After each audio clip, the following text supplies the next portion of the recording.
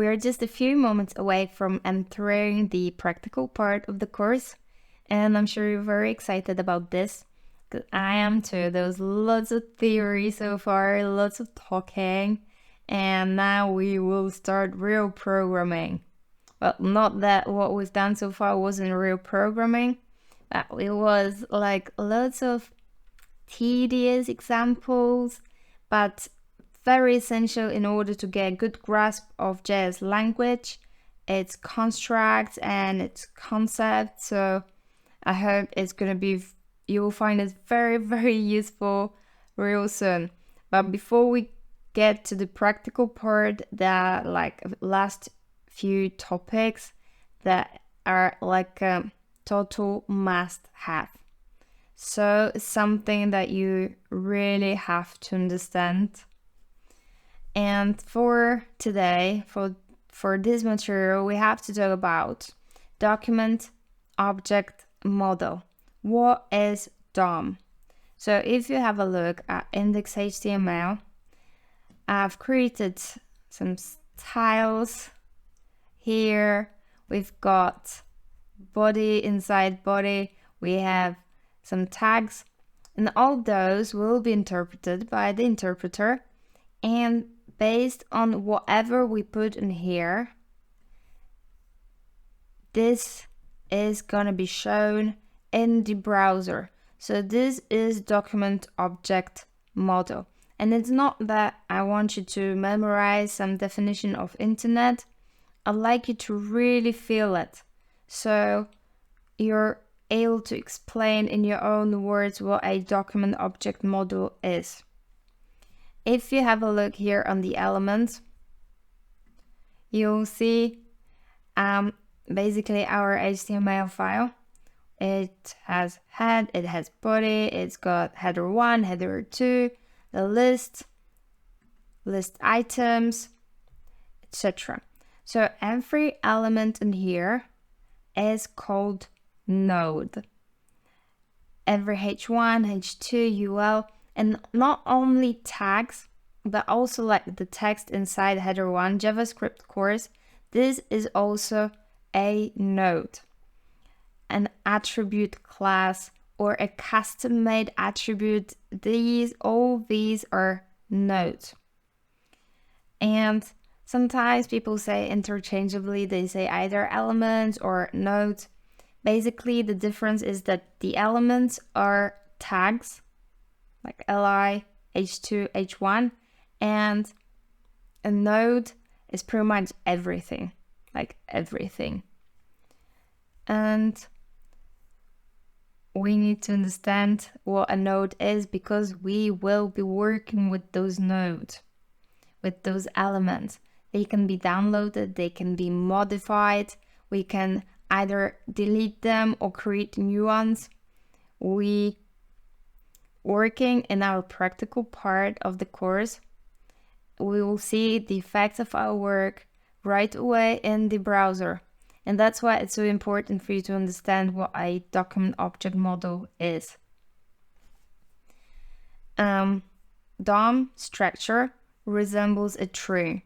So there are parents, children, etc. And at the very, very, very top of this tree structure is the document object.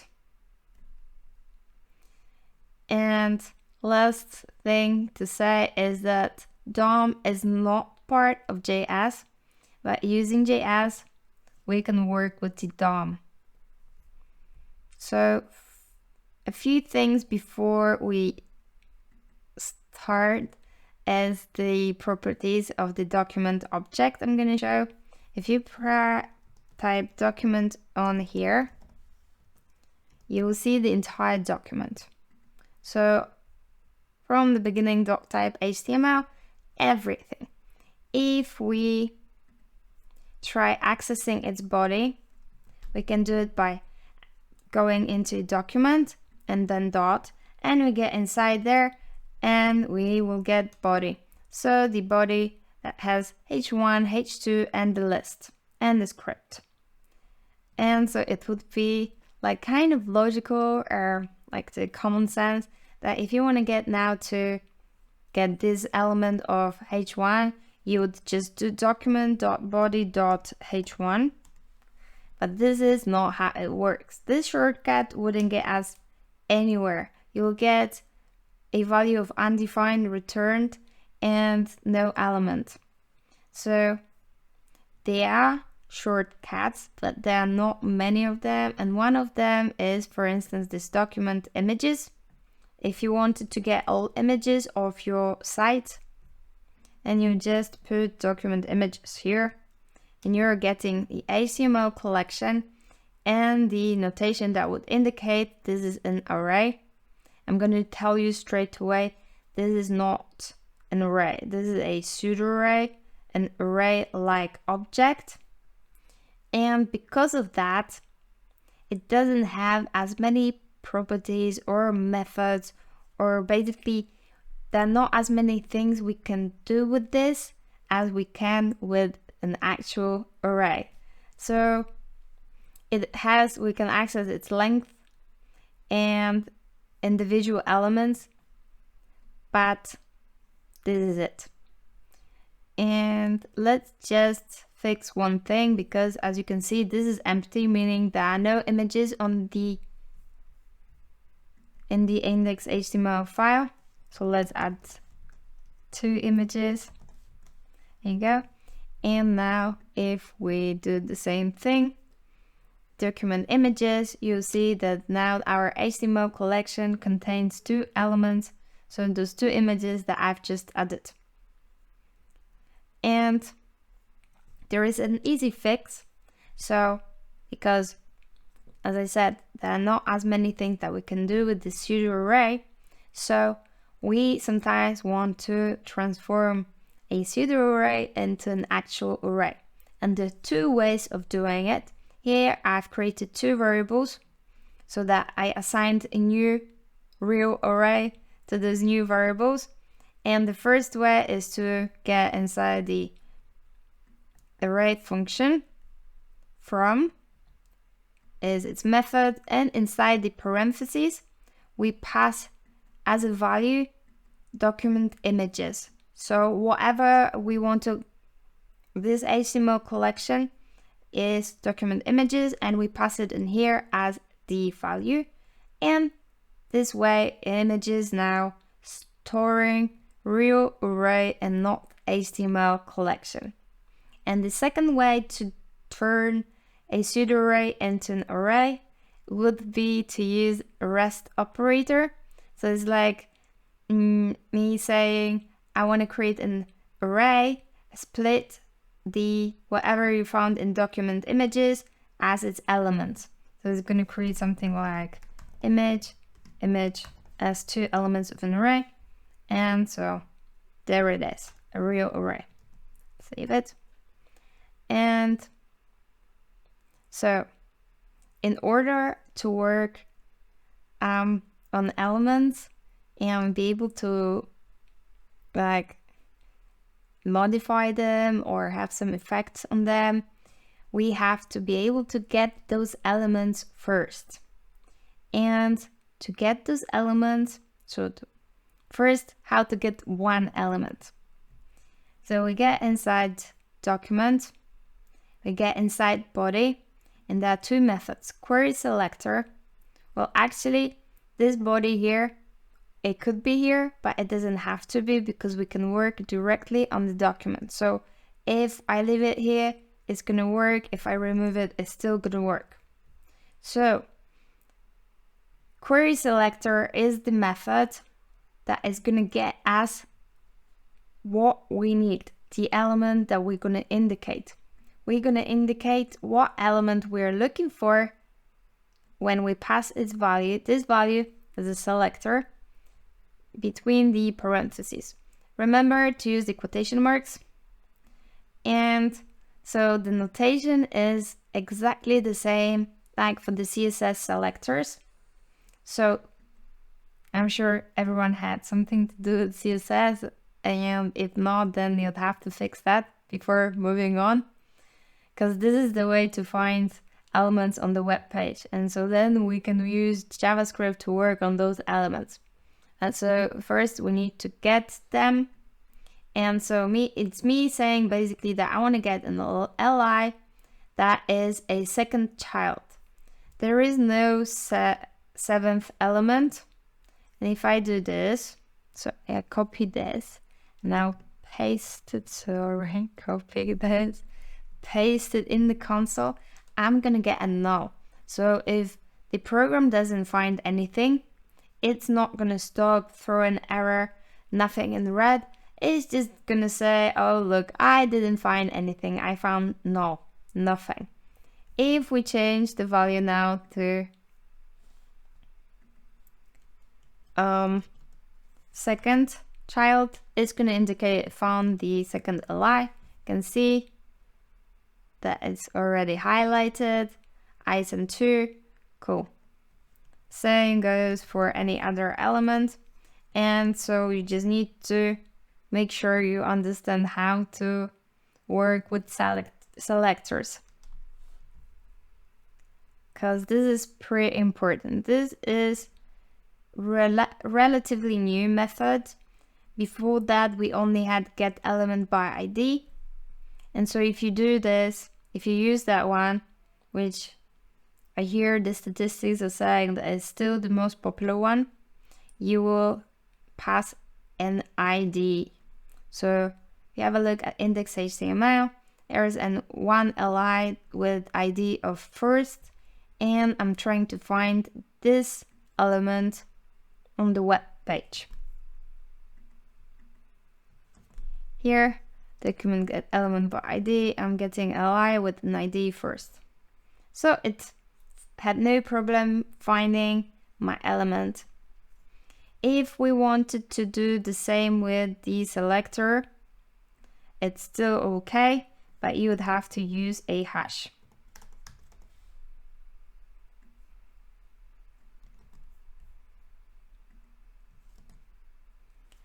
There you go, it's returning the same value. And then here, if the method already saying that I'm looking for an ID, then you just put first or the name of the ID. And if you're looking for an element using a query selector, then you have to be more specific. Otherwise, there's no problem. Okay, so something to be revised. If you forgot how to use CSS selectors, this is definitely something you have to know in order to be able to find those elements. All of those methods, important, they return the first element. So if you use an ID, it doesn't matter because ID should be unique and it should only be one of a kind on the web page. But if you're using a query selector, like the one we had before, this is gonna return, if you put only li, it's gonna return the first element, only the first element, and it won't be looking any further. You can see that I've got my first li returned. If it doesn't find an element, null is going to be returned. And now, how do we get elements, all elements that we're looking for? So if we have some criteria like li, and we now want to get them all, we have a set of separate methods. So here I've got query selector all, and this is going to return, what is it going to return? This is going to return a node list. So again, a pseudo array, not a real array. And as you can see, I'm already having all of my li's in the pseudo array. And again, the notation you're using here, exactly the same as you'd use in CSS selectors. So here, as this pseudo an array-like object, the pseudo an array, it has a little bit more in addition to the length property and the ability to work with it on the array notation, finding the individual elements. It also has several array methods, but only a few. So if we get inside here, open the prototype, you'll see we have a little bit more because we have entries for each and length in both. So we've got a few more methods, but still not quite what an array gives us. So something to remember, and maybe you don't have to like memorize it by heart, but then it's just for you to kind of make a mental note that the different pseudo array objects, a node list, and HTML collection. HTML collection is what we had with the images, and it has even less methods. So HTML collection is the poorest one. Then I've got node list that is a little better one, has a little bit more to give, but we want an array instead. So another method to get all elements is get elements by tag name. There you go. And I've got the HTML collection here, entering prototype. We have almost nothing to use. And here another one, get elements by class name. And so you can see that there is a tag name and there's a class name. Every time we use quotation marks, so do not forget about them. And if you pick one that you like the most, also no problem, then you'll have to build your HTML in regards to what you decide. Get elements by class name. If you go to my index.html, you will see that I've got one li with the class of event and another one, item 2 and item 4. And we are getting 2 elements returned in the HTML collection. So query selector all, the same as here, query selector, has been introduced later on. And that's why this one has slightly more to offer. A node list has slightly more options, whereas HTML collection is still very poor because this is a very, very old method. Get elements by tag name and get elements by class name. These are super old, and that's why they created HTML collections and have very poor options to choose from.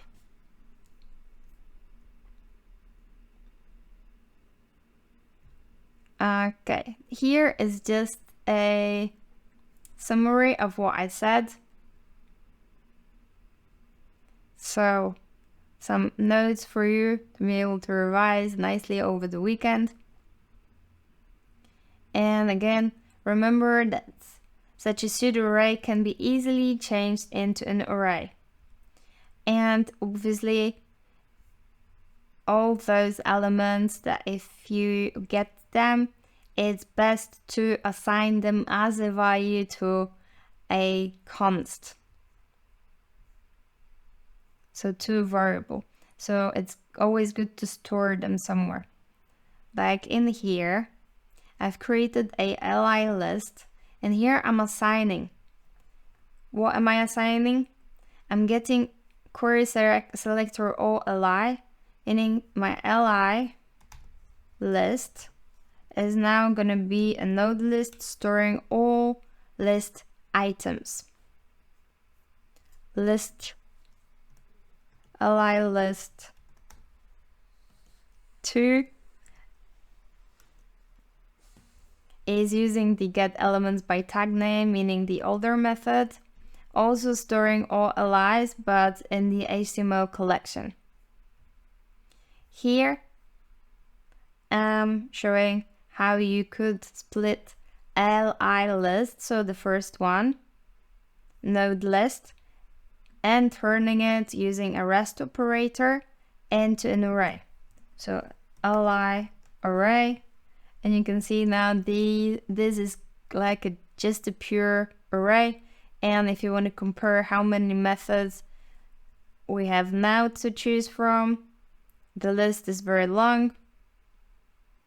We know some of them. Pop, push, join. Cool.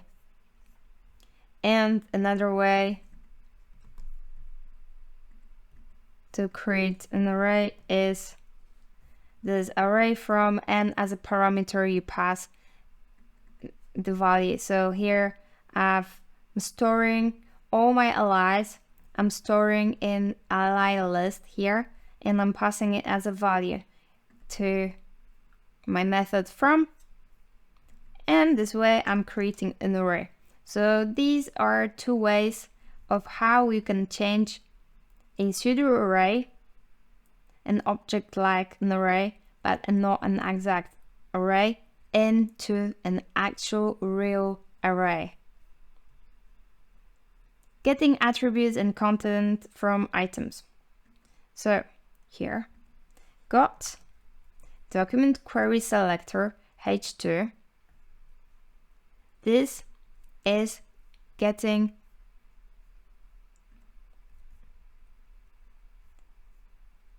where am I? Okay, this is error is saying that the identifier h2 has already been declared, and it's declared twice on line 50 and 55. So I'm removing the second declaration and saving it, hoping the error will disappear. So here I've declared a const h2, which I'm planning on storing the h2. h2 is this. Document object model done. Going back to the console. So I've used my method I'm getting inside the document dot query selector because I like the new method, and specifying that this is going to be header 2 and not forgetting about the quotation marks. Then console log, I want to get an attribute of class. So I'm working on that variable from here, and I can use a method of get attribute, and then inside the parentheses I'm specifying again in quotation marks what attribute I want to get. As you can see, let's comment this out for now. Let's look at the elements. And so h2 has class of title and big, right? And if I wanted to get an attribute of class, I can use that method of get attribute on the specific element that I want to work on. So I want to get class of h2, and it's returning value of title and big because it knows that that's the value for the attribute. I can do the same with the data color. Save it. We've got data color was black, and it's printing black here. And if no attribute is given, null is returned. So the same as before, JS doesn't want to have any trouble with anyone. If it doesn't find an ID, it's gonna just remove console log. It's gonna return a null. h2 get attribute ID. Since there is no ID attribute on the h2 element, you can see that there's a class, there's a data color, but we haven't specified its ID. So when we try getting ID by the method of get attribute, we are getting a null. There are also like two properties that are very useful and something that is very, very important to know and understand. Or if you want to be a hacker one day, I would recommend that you learn about those. And we have text content and inner HTML. And the text content is something that it's a must-have for the future work, and especially for our practice that gonna happen real soon. Inner HTML, not so much, unless, as I said, you want to hack some pages. So I'm working on H2 still, here and here. I'm getting inside here, entering my object H2, and accessing text content. Here I'm doing the same, but accessing inner HTML. And I'm assigning those values to two separate variables. So H2 text and H2 HTML. In here, I'm going to show you the difference. So let's uncomment this and console log. Let's just comment those out so we don't spoil the experience. So if I return text content, you can see only document object model and DOM. So exactly what's written as a text content within the tag of H2. If, however, I will show you what's inner HTML in H2, you will see everything. So basically the element, or let's see in here, we have the H2 as also the in bold DOM. And so the inner HTML is going to print out everything, all the content, and also the tags, inner tags that are nested within the tag that we are looking at. Another useful thing to know is a class list, and it's an object that stores all the classes of the element. So if we wanted to check if H2 has any classes, we would put H2. H2 has already been created, and we are storing the value of H2 in here in our variable H2. That's why I'm referring to H2 directly. And then class list. And the class list will give us the whole list, title and big. So we've got the length of 2. We have 2 classes given. If we added something else, for instance, I don't know, main is good enough. Save it and let's repeat. So now we will see 3 classes. So I asked for a class list and I'm getting 3 classes. So now it has a length of 3 and a position 0, 1, 2, title, big, and main. And it's very useful if you're looking for something, if H2 class list contains a title. And it might not seem like it's very useful at this point because, again, this is a tedious example. But then when you get onto like a real programming, then you'll find that it is pretty useful. So a title is one of the classes that I've put down for H2, but let's say boo is not, and so it's going to return false. So now we've learned how to get specific elements.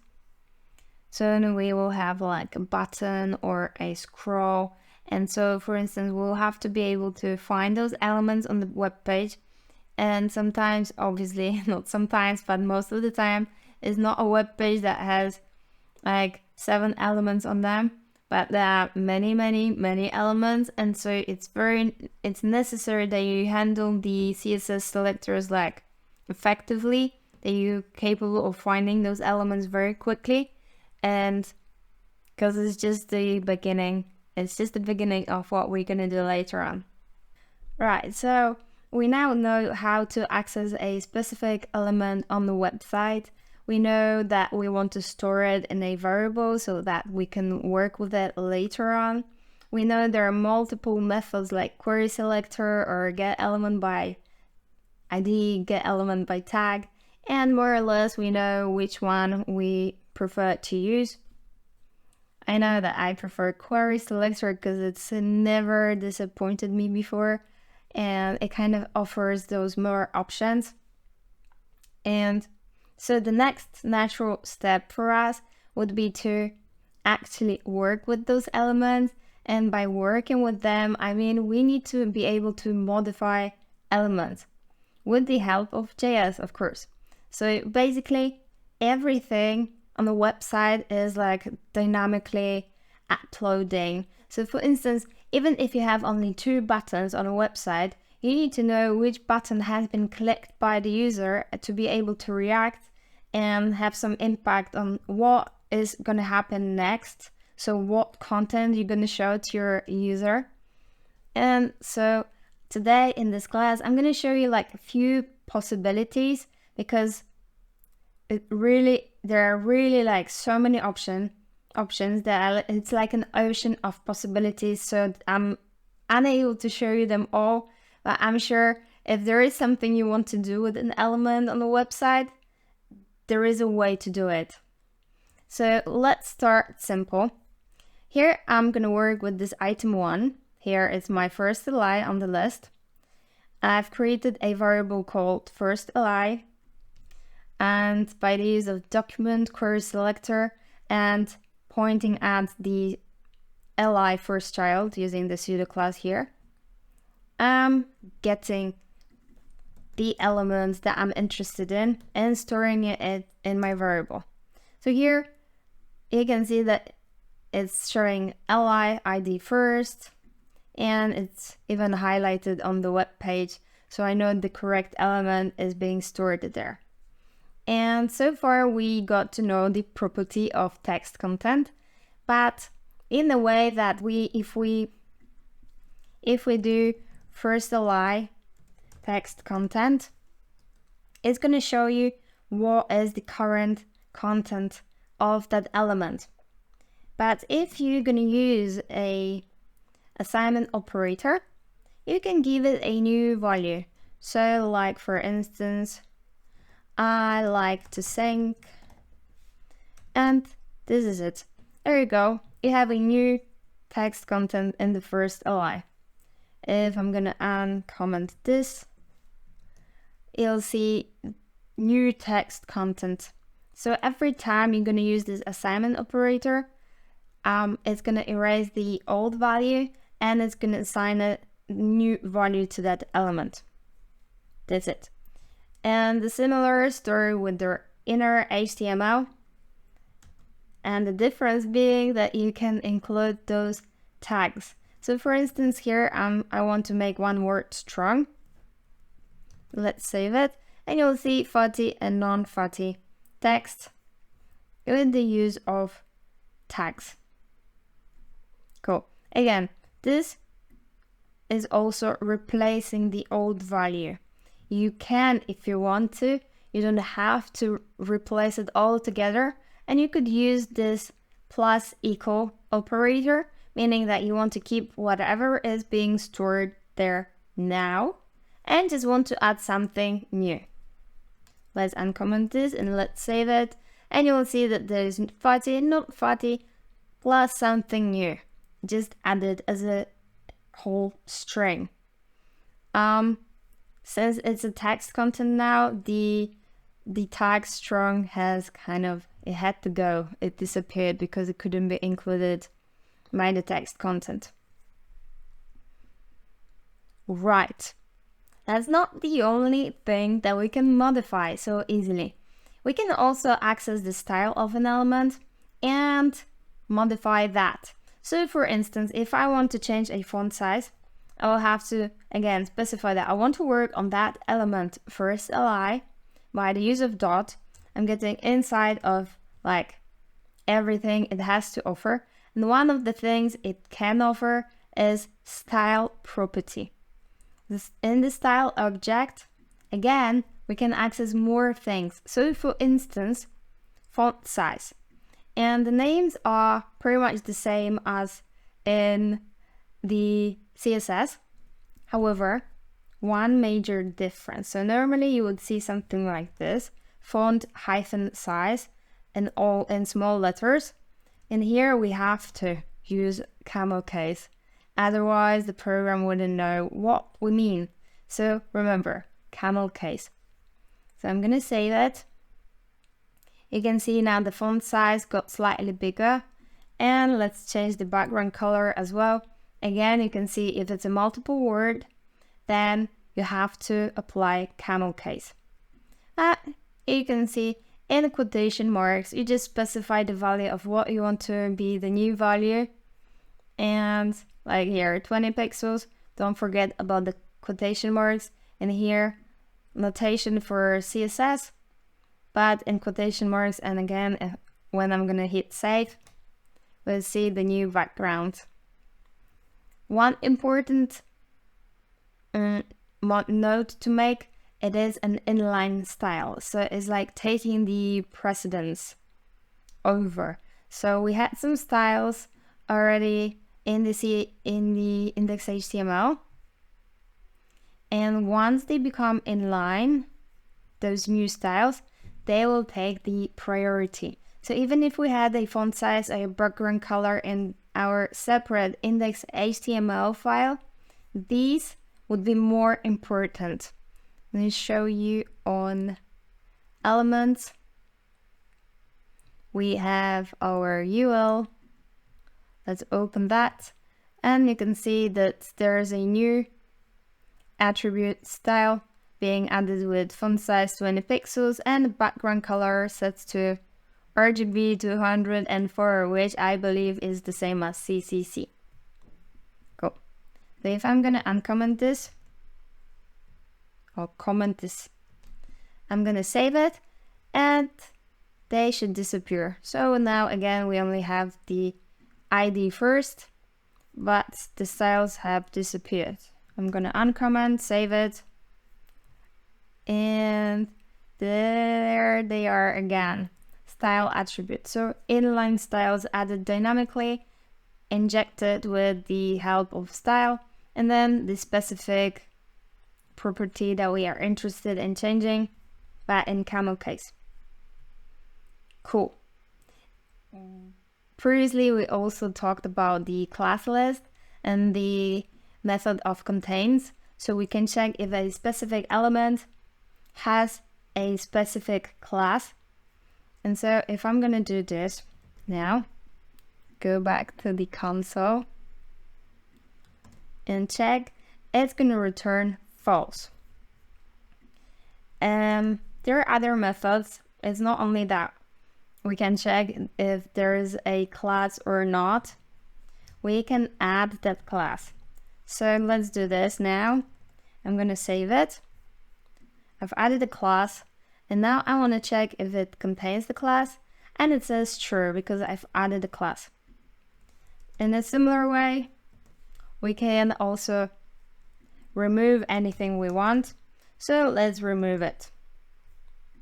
Again, I'm going to check it. It's set to false. There is another thing that is actually a very interesting one and very useful. If you work with websites, if you're gonna work with websites, I'm sure you're gonna use it a lot, even in your own project. So toggle. Toggle is universal because if it sees that an element has a class, it's gonna remove it.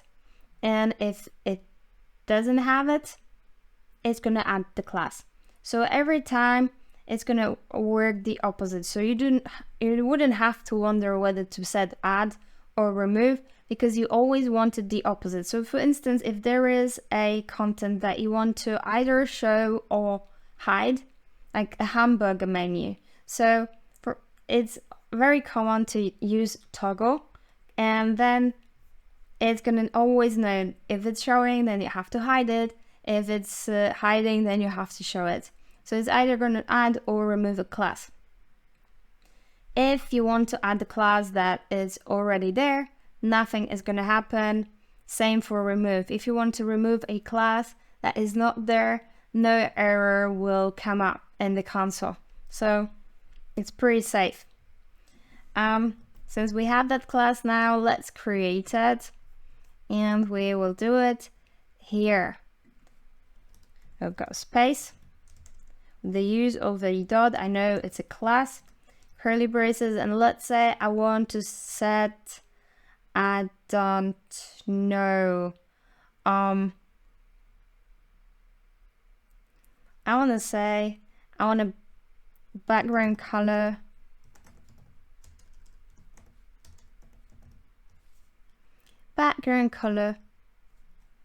yellow. Cool. Save it. And let's save it now. First line, class list, remove toggle. So now I'm thinking it should actually add a class and remove it, but I'm not seeing it. Okay, because this is taking the priority. So let's comment this out. And we have fatty and non-fatty something set on the bright yellow background. So I said, remember that those styles are inline styles and these are the most important. And then I quickly have switched to a new topic, but here this inline style was taking the priority over my space class with the yellow background. So very important, as you can see. Overwriting the content of attributes. So when you use the assignment operator, you know that you're actually replacing the old value with the new value. So for instance here, class name is corresponding to with like just a class, but because class was a reserved word, they needed to come up with something new, and they came up with a class name. And so if you use an assignment operator here, and then in quotation marks you specify 1, 2, those new classes, 2 classes, will be added to the first li. So let's save it. I'm gonna go to elements again and to my li, and you can see that it has now a new class of 1, 2. It had class of space, but it has been removed with a new assignment operator to that class name. ID, as per normal, you don't have to do ID number or ID name, just ID. And the same would work for the source attribute if we had images on our web page. Cool, so I'm saving it. How does it look now? We have an empty ID, so there is an attribute, but I've set it to nothing. So it is here, but empty.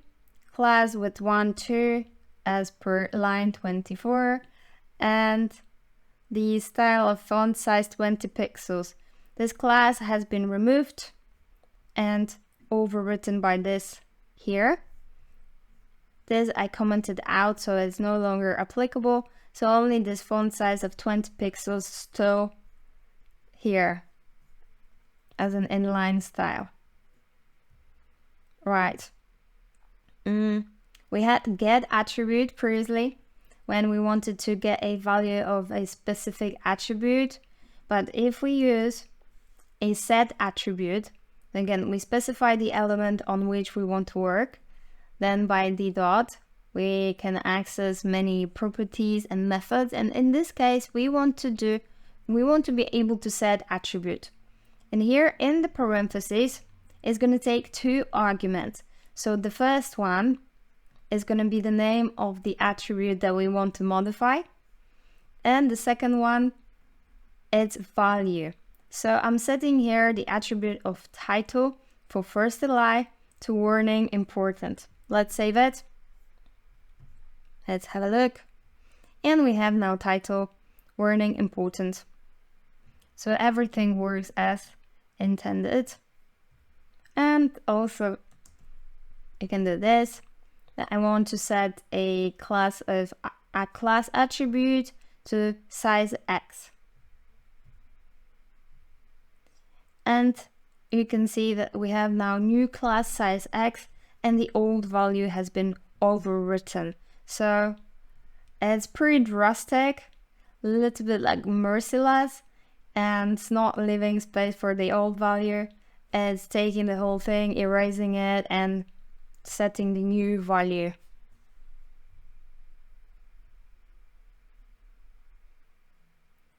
Which I said is not always a good solution. And you'll learn everything in practice the hard way. Modify multiple items.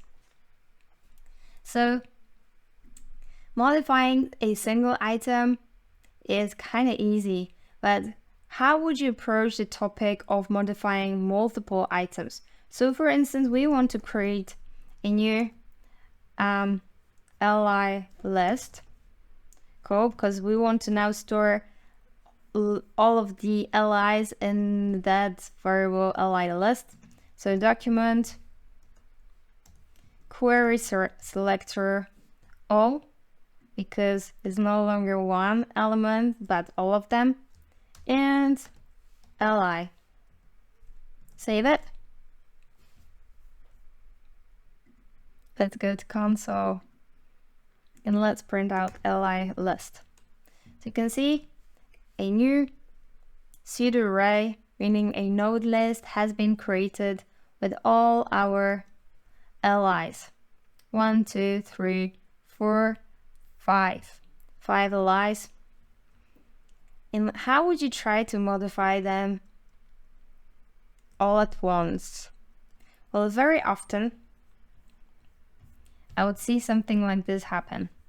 So basically, people just want to say, okay, so I'm just gonna do li items as, no, li items, li list, because that's what we normally did. First li and then set attribute, or first li style, font size. So let's just take all of them, let's access them by a dot, and let's do, we want to influence the style. Let's give it a background color and set it to yellow, quite like yellow. Type error cannot set properties of undefined. It's undefined because you cannot access all of them at once. It's like you cannot influence or impact or modify all the elements at once. Actually, you can, but you have to access them individually. And in order to be able to do that, you will have to use a loop or a method for each. And I'm going to show you how. So, for instance, if you wanted to be like type everything manually, you know that if you're in an array, you can access a specific element by using list li list, and then by the use of the square bracket, putting an index will retrieve that element. So for instance, a 0 will get as a 0 element and in the index. But if we wanted to do it this way, we'd have to copy this and do it multiple times and change the index number 1 and 2 and 3 and 4. And then if you have 100 of those or more, then who's got this much time on their hands if there are better ways? So that's not the way to do it, even though it would work. So we have a loop or a for each. So let's start with the loop. So I'll say for, then let I equals 0, because we want to start at index 0, so from the first element. Then I want to go on for as long as the li list goes on. It's going to be the li list length, another semicolon, and I want to be able to increment by 1. So meaning I want to go element by element, right? And then, only then, inside that for loop, we can access specific element. And here we no longer have to like say, okay, I'm on index 0, at index 1, index 2, and so on. But simply we refer to I, and every time it's going to iterate and make a new iteration, a new loop over. It's going to change that I to from 0 to 1 and replace that index here. So every time it's going to look over every element and change every element one by one. But it saves us time because we don't have to be like making hundreds of lines, just those 3, and the work is done for us. So I'm gonna save it now. Cool. As you've seen in index.html, I also have a class called red. So let's add that class to here.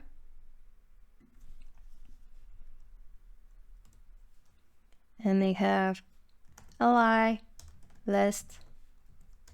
Again, we have to specify that every single index in that li list, so every single element, class list, add here. Because it's a class list already, we don't have to specify that it's a class by putting a dot here. It knows, this method knows that we talk about the class. Let's save it. And so now we have a yellow background and red font. And let's do now a for each. And for each goes this way, that I've got li list, and then I'm doing for each. Inside, I'm going to introduce a callback function. We can do an arrow function. And here, whatever I want to happen. Say the same thing. Let's change the background color to green. And let's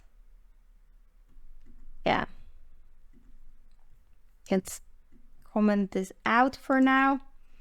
And here the callback function works this way, that I need to specify that I want to work on every individual element, so I need to name that element. Here I'm working on the list of li, so I'm going to say take every single li one by one and change it. So it's gonna work this way. A moment here to analyze what just happened.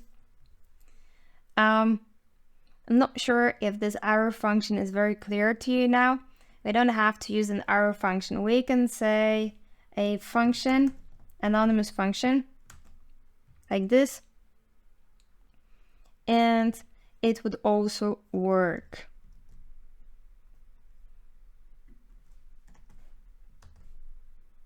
Right, we cannot forget that we are working on this argument here. And cool, so you could either use an arrow function or the anonymous function, specify the element you want to work on, and then once you specify, you can name it anything, an item, but once you decide on the name, you have to stick to that name. So item, item, item, and by referring to the same here, you can modify that element inside. And so both for loop and a for each method would work. However, if we changed it now, the query selector all would be changed to get elements by tag name. So I'm getting all the elements by tag name, and I'm gonna save it. You can see that there's a type error because li list for each is not a function. Because now li, let's comment this out, li list has become an HTML collection. So it's this pseudo array that doesn't have as many options to use from. So the for each is unavailable here, and hence we cannot use it. We can use a for loop, and it's going to work just fine on the get elements tag name, if that's the way we're going to decide on how we want to get our element. And so it's going to work just fine, and there is no error. Okay, if we decided that we want to use this method of get elements by tag name, and we also wanted to use a for each, there's nothing easier than just transform our pseudo array into a real array with the rest operator. Let's save it, and as you can see now our li list became a real array having all the available methods, meaning for each as well. We could do it with the query selector all as well, so this part doesn't matter. Just a few options for you, and I'll see you in a bit. I almost cannot believe, but we are finally here at the topic of listening for and handling events. We had to come a long way to arrive here, because we needed to understand the importance of the document object model. We needed to learn how to access any given element on the web page. We needed to see a few examples of how we can modify elements, one element or multiple elements, and finally, once we build those strong foundations, we can move on to discussing the most essential topic in JS if you want to build interactive websites, which is the method called add-event-listener. That's how it's spelled. We can call it on any element on the web page, on the window itself. Window is, whenever you say window, you are right. That's also the programmatic window. In the programming world, is like the mother object on the web page. So we can also attach the method of add-event-listener to the window. And now are a few examples of how do we do it. So as you can see here, I'm gonna uncomment this. This is the whole thing. So I'm working here on the window.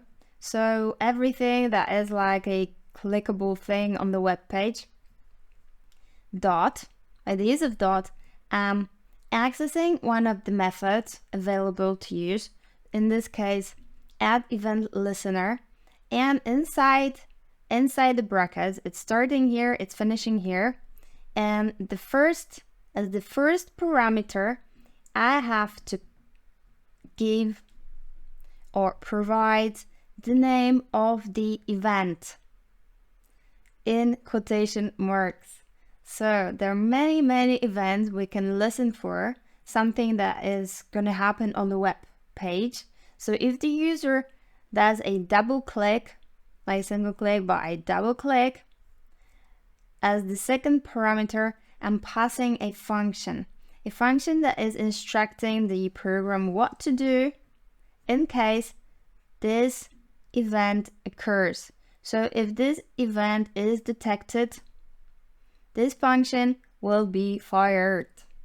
So for instance, since it's set on the window, I can double click anywhere, and we should see a double click, something showing on my other screen. We should see a console log of a double click here, because that's what I wanted to happen. I wanted to console log double click if the event of a double click is detected. So you can see that I'm clicking everywhere, and the number is increasing because every time it detects the event, it's adding one more. Okay, so this is it. That's pretty much it. We have first argument, and that's the name of the event, and the second argument is the name of is the function.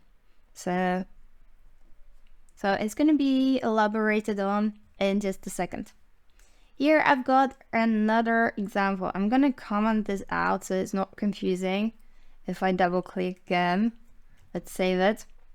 Got another example, and here instead of this anonymous function used in the first example, I'm using an arrow function, a fat arrow. So here instead of the window, as you can see, I'm not longer attaching the add event listener to the window, but I'm actually doing it to the body.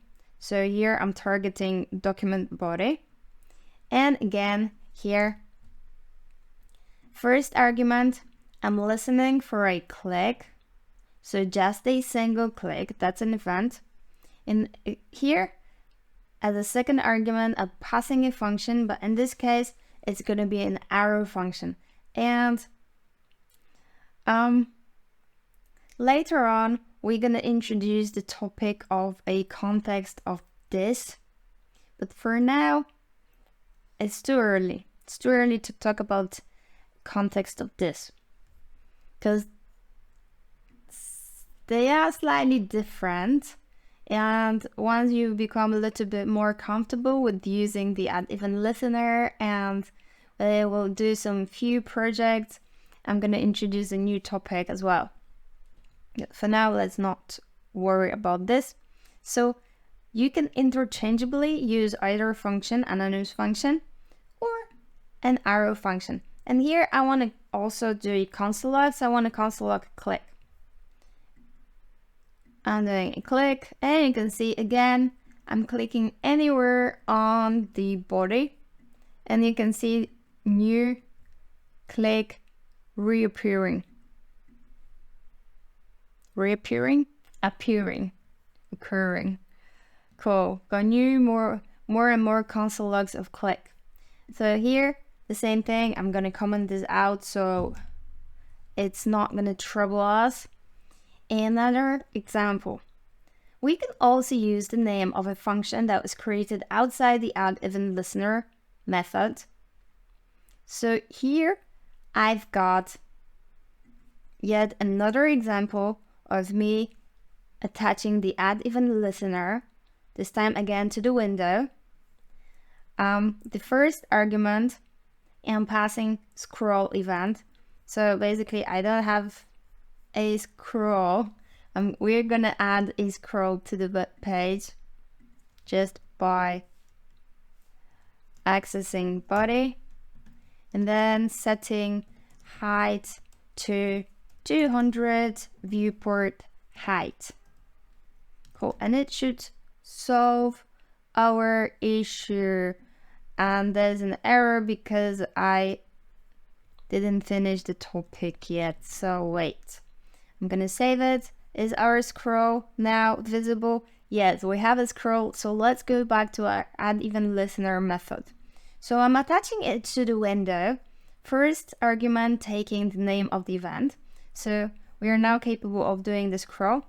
And here I decided that I'm not gonna go for an anonymous function or a fat arrow function, but I'm gonna put the reference to the function, so the name of the function here, and let's say I'm gonna uncomment this. So this is my function here, function declaration, and here is just the reference. So every time I'm gonna do a scroll on the web page, I want to have a console log saying scroll. You can see as many times as the scroll was detected, we can see a new console log in the console. And just so you know, you can use, again, doing the only passing the reference to the function. You can do both, either named function like in here, or the name function, but instead of the use of a keyword function, we are using an arrow function. So it should work exactly the same way. Let's see. Again, I can scroll through the web page and more console logs are showing. So If you decide to do it this way and separate way, you can go for an arrow function or a named function. But bear in mind that if you do this and you only pass the reference, a hoisting is in action. So if you place your function definition on top here, you're gonna have a problem because it's only gonna move the name but not the body of the function, as discussed when we talked about hoisting. So when we want to do the scroll here and we want to execute this function, it's only able to access the name, but it cannot do any scroll. So it cannot access show scroll before initialization. So it's this dead zone. Cool. You can, however, copy it, remove it, do this one. This one will make no problem, will cause no problem. This one has to be on top here. If we decide to use a keyword function, the old-fashioned way, the traditional way to create functions, it's gonna find the show scroll, so it's not gonna throw an error. Cool. So remember about hoisting and how it works with functions declarations and the other stuff. Cool. So I'm gonna comment this out as well, so we don't see it anymore in the console log. Example, the method can be assigned directly to the retrieved element. So if you wanted to set an event to our H1, meaning JavaScript course that is on top here, you don't have to, well, technically it looks nice if you do a document query selector, specify that you want to select H1 and then assign the value to a new variable and then add event listener to that element, but you don't have to do it this way. You can just do it directly on the element retrieved. So you say document query selector, you specify that you want to select H1, and then straight away you go on and you add event listener to it. Here again, another different example of an event, which is a mouse move. A mouse move and a second parameter, a function. This function, do you know what this function does? There is this mystery, this word, that is always very confusing at the beginning. So basically, when it's inside the function here, it's gonna relate to the element or to the object that we are currently working on. So it's the same as if you said H1. In this case, you cannot say H1 because you didn't name your variable this way. So you can make the reference with this, and this is going to point at the object that we are currently working on. So H1 in this case. And so we are accessing the text content property of H1 that is currently JavaScript course, and we want to add a plus to it. And also we want to console log mouse over H1. So we want those two actions to happen whenever the mouse move event is detected. So let's see, every time I'm moving my mouse over the H1, we can see that the number of events detected is growing. So we can see so many more addition operator or pluses added here. And also we can see that 572 events been detected. So that's how many times the computer thought I moved my mouse over H1. So that's another way to do it. Again, let's comment this out. Another example. Here, instead of directly attaching the add event listener method to the retrieved element, I'm assigning the value of that element to a new variable const h1. And now here below on line 45, you can see that I'm setting the add event listener on h1 as the first parameter. I'm specifying that we want to listen for a click. We want to listen for a click that will happen on that h1, and whenever it happens, whenever this event is detected, we want add text to happen. We want this function to be called. We want this function to be fired. So the function is here, is assigned to our variable called add text. Here, that's just the reference. So we don't say that whenever you come to line 45, you see this and call the function. No, we just put the reference. So the program will go on and look for it here. And when the necessity occurs, so when the click happens, it will find that function and it will fire it only at that point when the click happens. And this time we are asking by the use of the keyword this. So again, we are working on the object that is in question. So basically h1. And we want to access its text content property and not erase the old value, but add a smiley face to it. At the same time, we have that class red and we want to toggle it. So add or remove, depending whether it is already there or it isn't. Let's save it. And I'm going to click. You can see that it's becoming red and going back to black, and more smiley faces are showing. Cool. So that's exactly how it works. You can do the same thing, but like putting it in different words. Like same like with a normal language. You can say the same thing using many different words. And so it's up to you how you're going to split the function. I'm going to comment this out again.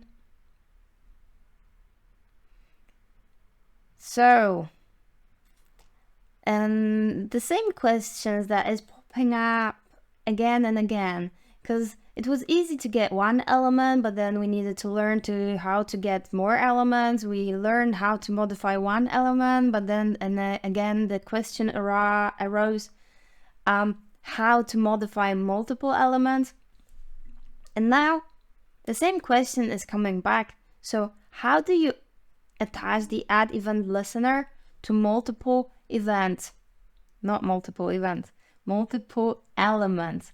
We want to add the same event listener, but to multiple elements. So here I have a const items where I'm storing all allies. So document query selector all, and I'm looking for all allies. So item 1, 2, 3, 4, and 5. And they are already stored here as a pseudo array in items. And now I want to add event listener to those items. And normally people would do, it's not normally, but often. That's a logical way to do it because, you know, you're thinking, why not do it this way. I'm putting items and I'm attaching my event listener to the items all together.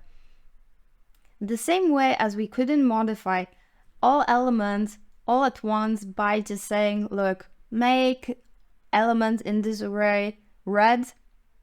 Now we have to go inside, and only once we're inside, we have to go to each element, iterate, and pop our styles or whatever we want to do. In this case, we want to listen for events on every single individual element, and not just, okay, listen for that event on the items array. This is not gonna work. So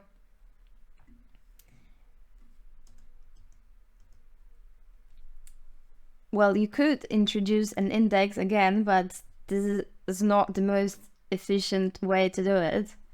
So I would suggest going and like revising loops again. The for each method executes the function given as an argument on every element of the array. So on every li. We pass this element inside, giving it a name. So I'm kind of summarizing what we will have to do, but we haven't done it yet. Item in this case, next li, the next item from the array. Cool, so we are going to do it with the use of a for each. And we're gonna do it below this line 59. So we are working on items. That's correct. We are using a for each method, and in here we have to pass a callback function. Callback function, and specify what we want to do. What do we want to do for each element in this pseudo array of items? Let's say we want to add again a class list. Let's say we need to say what element we are working on. So for each is going to take each element from the pseudo array and perform the operation, but one by one. It's going to take one element by element. So it's going to take item 1 and do the thing that we're going to put inside the curly braces. The block of code is going to be executed. Then it's going to take item 2 and it's going to do the instruction, item 3, item 4, one by one. But in order to do it, we have to introduce the parameter, which is going to be called item in this case, because items are storing individual items. So one is an item, and so it makes the logical grammatical sense to just stick with an item. And then item, the thing that we want to do, so let's say a class list, and we want to again toggle. Now what are we doing on here? We want to add an event listener. So an item, add event listener, and here the first parameter is the event we want to listen for. I want to listen for a click, and the second event will be this function from here, add console log. Add console log, so every time you detect that the click happened, I want this function to be executed. So I want to console log clicked on an li element. Save it. Save it. And this time, no confusion, it should work on every single individual item. Okay, clicked on an li element, clicked on an li element, clicked. You can see that the number is increasing again, so we can click on every element and the thing is happening. Cool. That's pretty cool. So just remember, do not use items add event listener directly because it's not going to work. You can do a for each get inside the pseudo array, then specify that you want to work on every individual element. And then once you have access to that every individual element, you can add your event listener. Specify what you want to listen for, and then add action. What do you want to happen when the event occurs? And last, and just very shortly, we're gonna create and add items to the page. So here I've already created some lines of code, and we have, let's say we want to add another div to the web page. So here on line 68, you'll see that I'm doing document, this time create element. So I'm not accessing anything that is already there. I want to create one. So I'm saying create element, and in the parentheses, by the use of a name tag, I'm saying I want to create a div. And once I've created the div, the value is assigned to a new variable, div element. Cool. Just so that our div is not empty, it's not yet on the web page. We've created it. It's kind of like in the limbo at the moment. It's somewhere in there, but not actually kind of like on the web page yet. You just have to use your imagination. It's been created. It doesn't is not very tangible just yet. Let's make it more real. Let's add a text content to it. It does exist, but it's just not quite there yet. So we say that we want to have a text content of last div or last element on the web page. Cool. Save. We want to change its style of the background color to red. We say div element accessing the style object, accessing the background color property, and setting it to red. And the last but very important element, if you want to create a new element and add it to the web page, it's going to be a method of append child. So if you wanted to add, let's say, another li to the list, you would append it to the list and it would come up as last.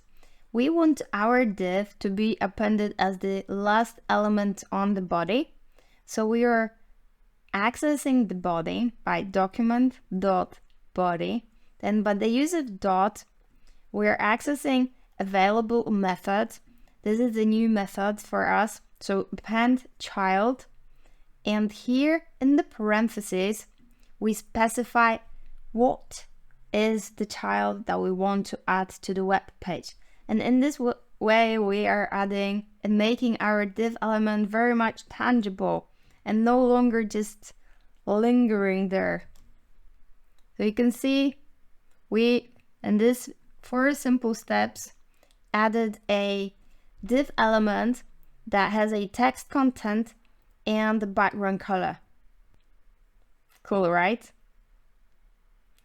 So this is it for our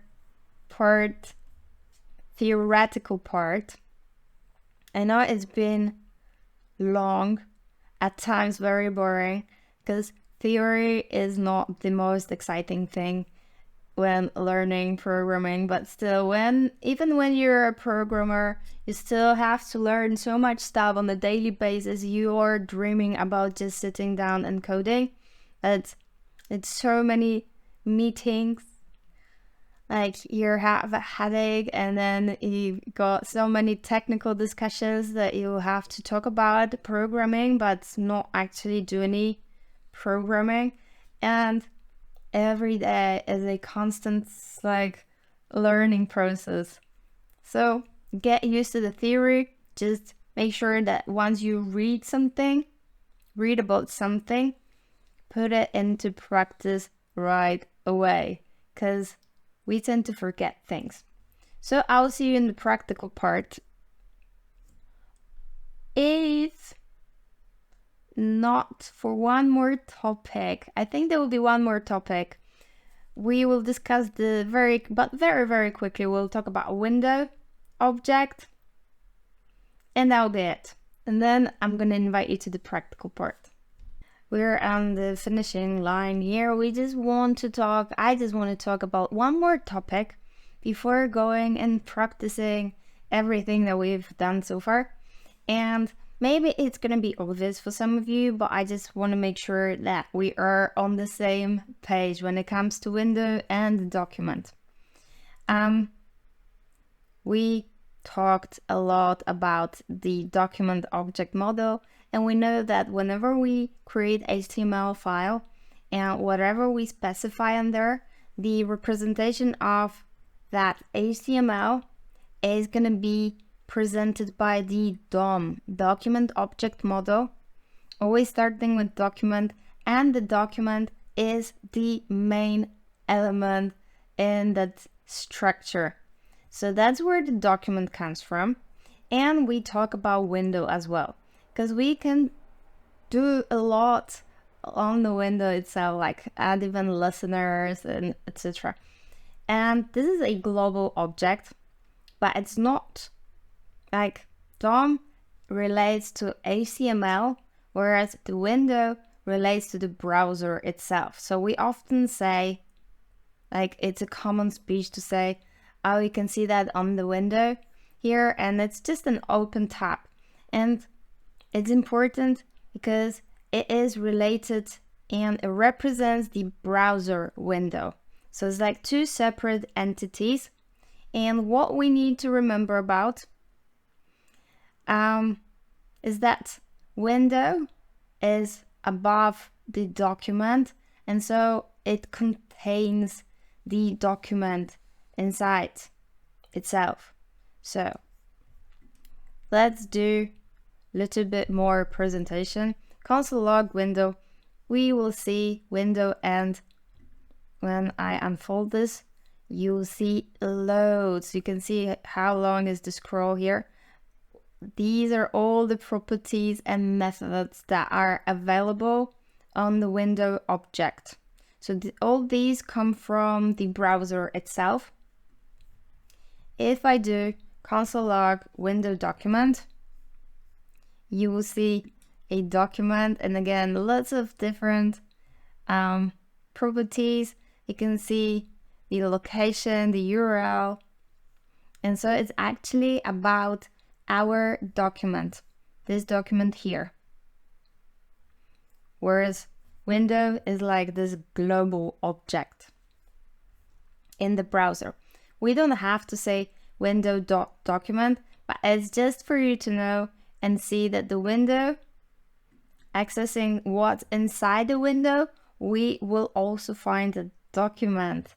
So document is inside and below window. Cool.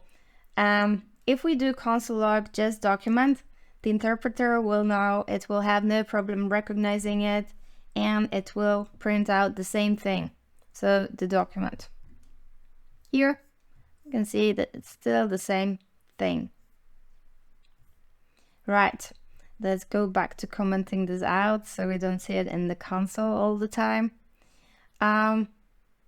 Right, whenever we do console.log, and we can see like messages that we wanted to see, like for instance, we create a function and we want to make sure that this function definitely works.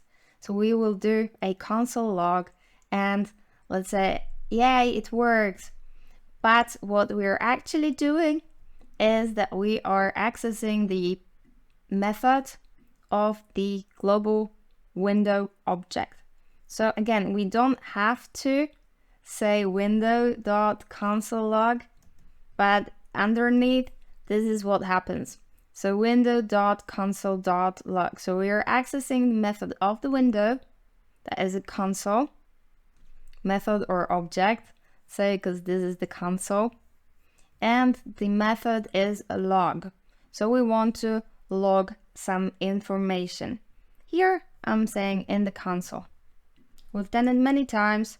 I'm not exactly maybe at the beginning of the way, it's not just so obvious and so clear where things come from. You just take it for certain because you kind of like you typing the same thing over and over again. But then if somebody has asked you, do you know what the console is and where it comes from? So this is actually from the window.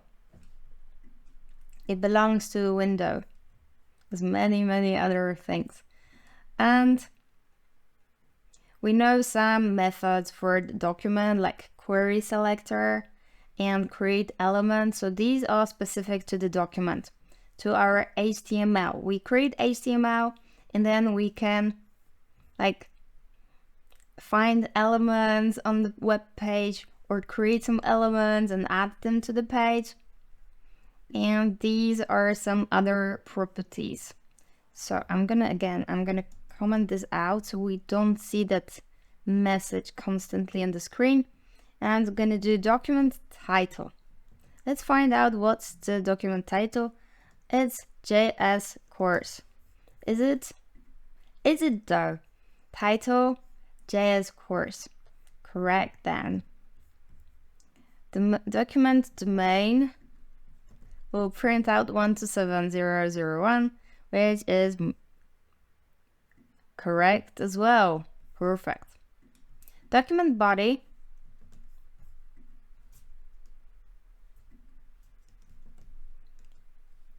It's gonna give us the body of our HTML.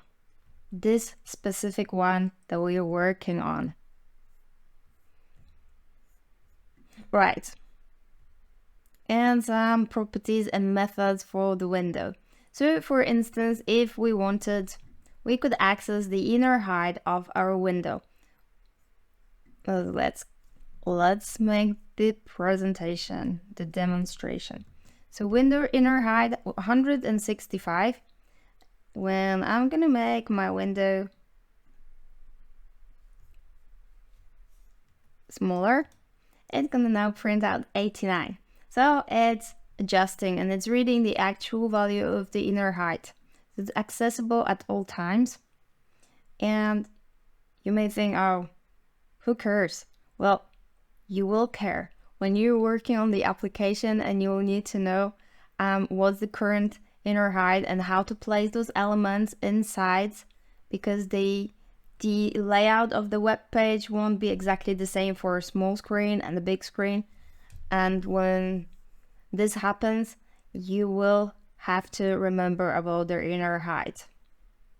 You can also access the scroll Y property, which is currently 11.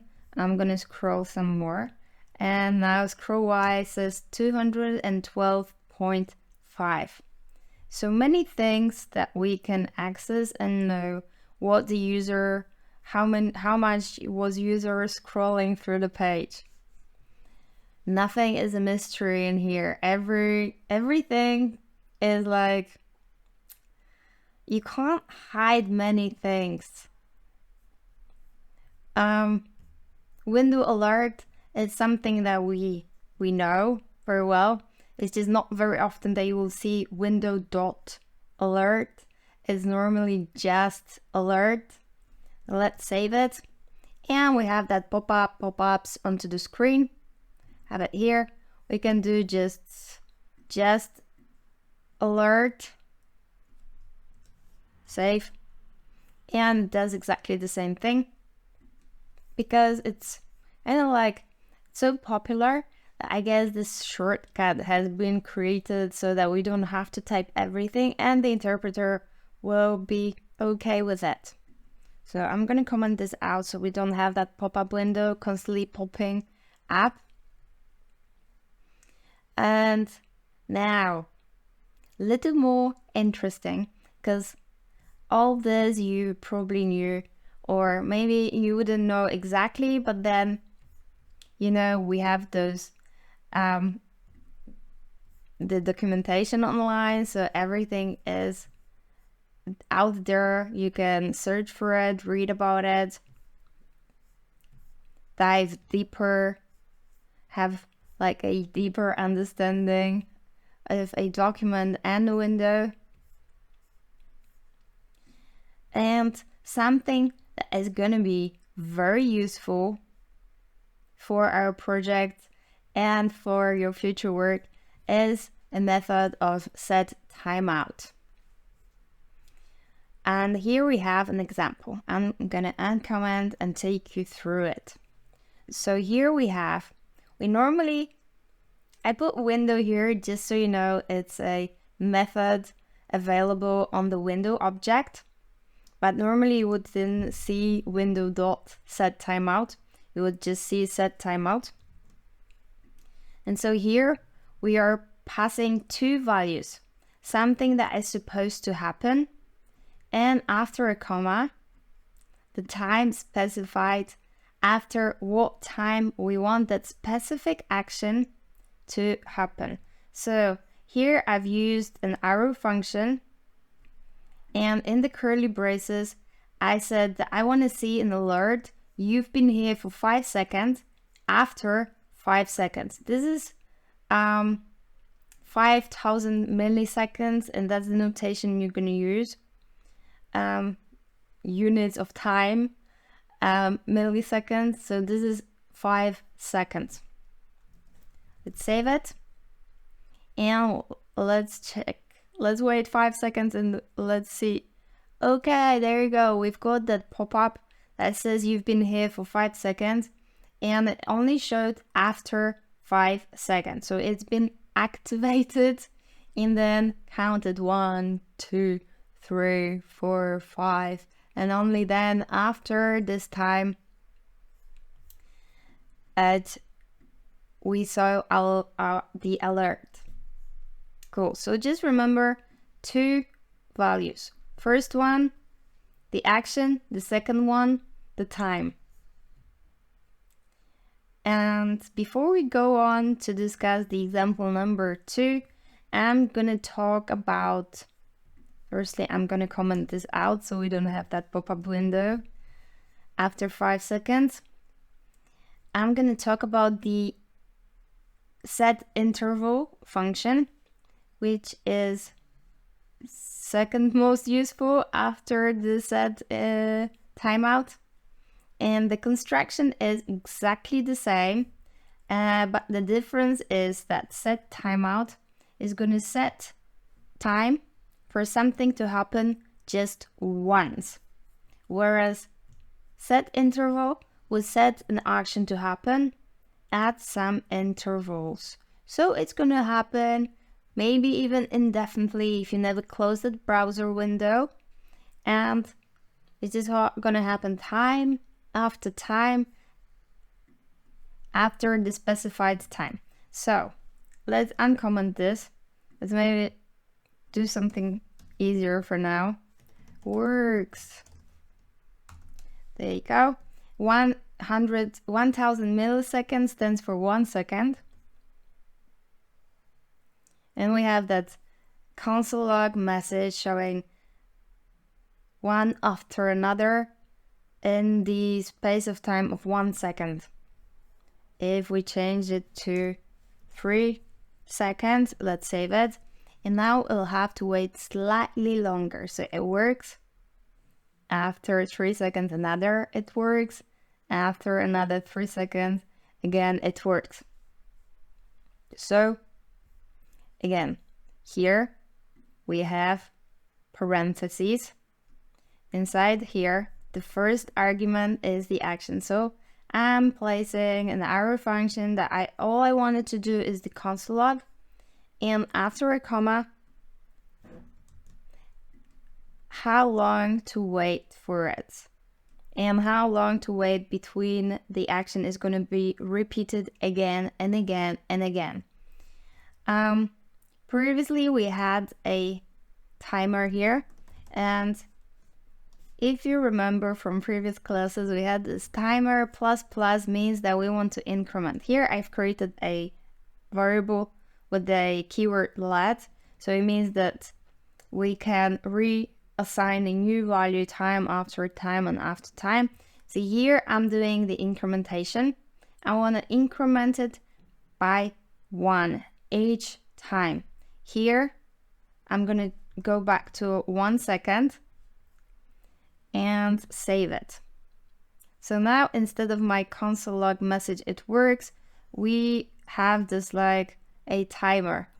As you can see, it started from 0, even though 1 second has already passed, and it has something to do with how the incrementation works. So firstly, it's logging the time or its value in this case, and then incrementing.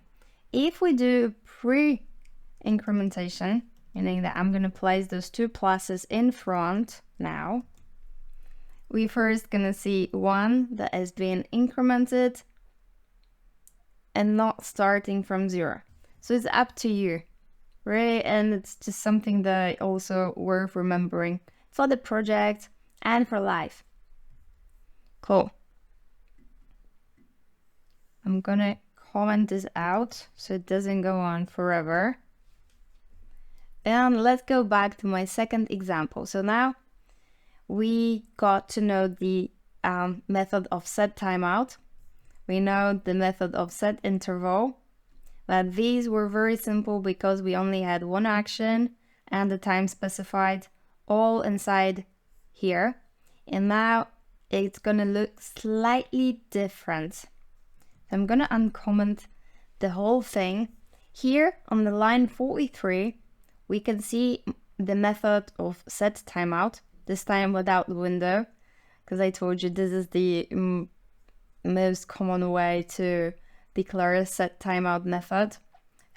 Set timeout, well, when we no longer attach it to the window, we can say a function. Set timeout function. And here we are passing 2 parameters or 2 arguments. First one is the action. So what do you want to perform? And the second one is the time. So after what time you want this thing to be performed. Again, here it's 5 seconds. And you don't have to have like a function declaration straight away in the set timeout. You can just put the name of the function, so the reference, and declare it somewhere else. So we have this function expression starting on line 35, and let's see what is happening on here. We have the name, store, we have the name of our variable show time, then we have a value of a function in curly braces, block of code. So what's supposed to happen? We have declared a variable time 0, is a separate one from this one, and it doesn't really matter where you're going to place it, it's going to find it. So I've got a let time set to 0 at the very beginning, and then I want to increment time by 5 seconds each time this function is going to be run. Every time the function runs, I want to console log the message you have been here already, the time that is updated every time the function runs. And here, maybe I should have commented this out so you didn't see it straight away. But basically, I've put set timeout inside another set timeout. So here I'm using the show time function, and every time this function is called, after 5 seconds, the new set timeout with the same function show time is going to be executed. And because I'm using here a template string, I'm able to like just inject the current time inside this, like with the use of a dollar and curly braces. You can see these are not quotation marks, these are backticks. And as soon as the program has been saved, it went on. After 5 seconds, you had the first console log. The time has been updated from 0 to 5 seconds. It's been pasted here. So the console log showed you have been here already 5 seconds. Instead of us saying 5 seconds like we did in here, it got the actual value of time from the time variable. And then once the console log happened, it again found the same instruction: set timeout, show time.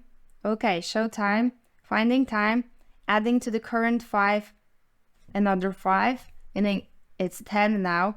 The console log message appearing on the screen, and then another set timeout. So it's like another way to create a set interval.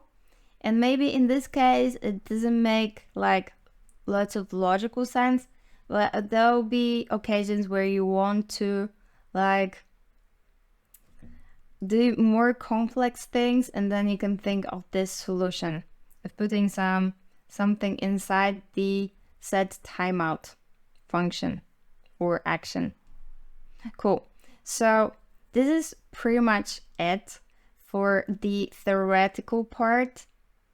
I'm sure there will be like loads of more theory to be discussed or for you to learn, but for this course we are done, and that's done and dusted, and we can finally go on and do our project. Yay!